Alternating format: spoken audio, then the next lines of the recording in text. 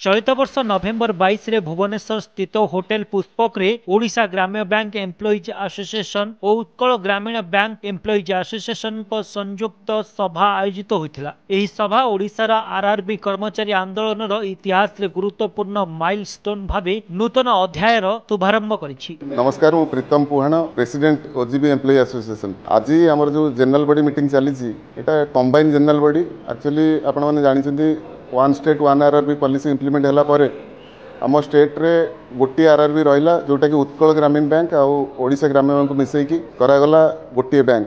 सो से IOB sponsor under रहा। वर्तमान कौन है जो दुईटा यूनियन थिला एआरआरबी रो दुईटा यूनियन यूजीबी साइड रे थिला ओजीबी साइड रे थिला दुईटार मर्जर होची। आज औपचारिक एकत्रीकरण घोषणा दुईटी संघ एकमतर निष्पत्ति नहीं औपचारिक एकत्रीकरण को अनुमोदन करिसेंती और भविष्य में एकत्र भावे निर्मलिखित नाम कार्य करेंगे। ओडिशा ग्रामीण बैंक एम्प्लॉइज संघ यह एकत्र संघ ओडिशा राज्यर समस्त कर्मचारी को गोटे शक्तिशाली लोकतांत्रिक मंच तले प्रतिनिधित्व जोगाइब। नूतन कार्यकारी समिति गठन द्वितीय पर्व एकत्र संघर नूतन कार्यकारी समिति औपचारिक भावे गठित होइछि।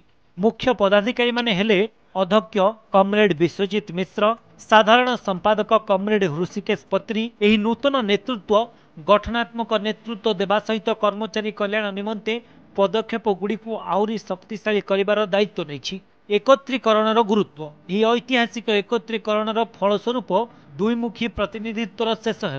संयुक्त दाबीदार शक्ति अधिक बलवत्तर है। मानव संपद संपर्कित समस्या मानू आहुरी क्षमताशील भाव परिचालना करने संभव है। अनुशासनात्मक समन्वय और संगठित कार्यकलाप आहुरी सुनिश्चित है। आरआरबी क्षेत्र में देशर शक्तिशाली कर्मचारी मंच मान गोटे को गढ़ी है। आम डिमांड करम बैंक रु स्पॉन्सर बैंक अच्छा जमी सब बैंक स्पॉन्सर बैंक था आमर Indian overseas bank. So Indian overseas bank से भाया सब बैंक को डिलिंग करी आमर ऑटोनॉमी आमको दि जाऊ गोटे एनआरबीआई फॉर्मेशन करा जाऊ सेंट्रल लेवल रे।